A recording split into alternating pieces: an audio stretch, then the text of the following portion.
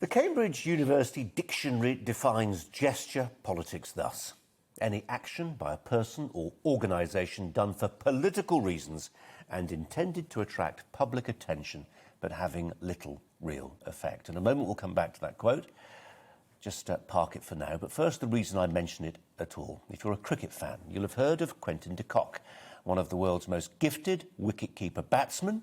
His career has been hanging in the balance for the last 48 hours, not because of an injury, but a decision he took on Tuesday. He was sitting on a coach heading for a stadium in Dubai and a T20 World Cup match against the West Indies. In previous fixtures, he'd stood to attention as a mark of commitment to anti-racism, but on Tuesday, the men who administer South African cricket decided that was not enough. The players had to take the knee. No debate, no discussion, no forewarning, no dissension. If a player now wanted to represent his nation, he could skip singing the national anthem, but he had to take the knee. Well, at the time, Quinton de Kock didn't elaborate on his one-man boycott, but today, an astonishing statement, really, a cri de coeur for free speech, a heartfelt rejection of the increasingly dominant view that there is only one way to express disapproval of racism, and that is by taking the knee. The wicketkeeper reminded everyone that he comes from a mixed-race family, that he's got a black stepmother, and that he is emphatically not a racist. He wrote, "I didn't understand why I had to prove it with a gesture when I live and learn and love people from all walks of life every day. When you're told what to do with no discussion, it felt like it takes away the meaning. If I was a racist, I could easily have taken the knee and lied, which is wrong and doesn't build a better society." Well, in this, de Kock echoes the words of other sportsmen who refused to be swept up by prevailing orthodoxy. Last year, QPR's director of football, Les Ferdinand, said taking the knee was an increasingly empty gesture.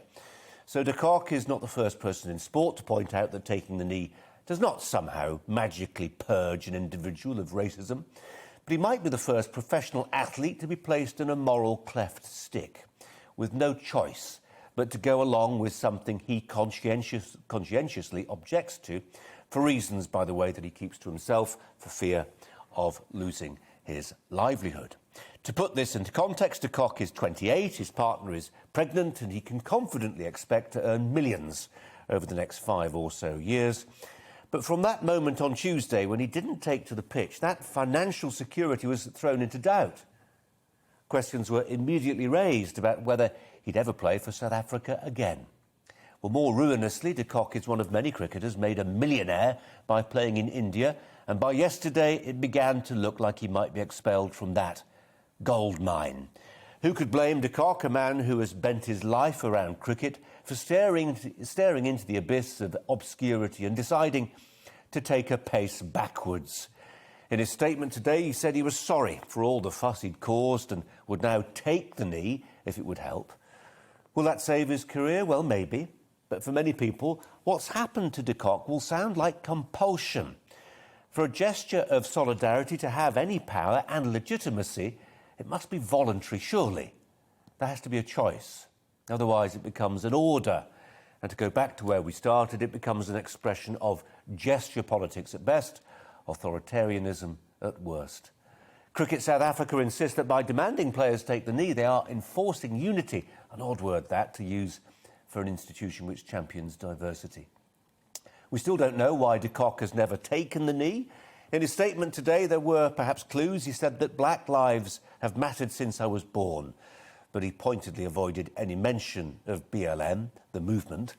For a minority of people, BLM seems to be a Marxist organisation, and taking the knee is tainted by association. We have no idea if that's why de Kock didn't take the knee, but what business, frankly, is it really of ours? He's paid to play cricket. We pay to watch him play cricket. We have not bought tickets to peer into the man's soul. That's the Brazier angle.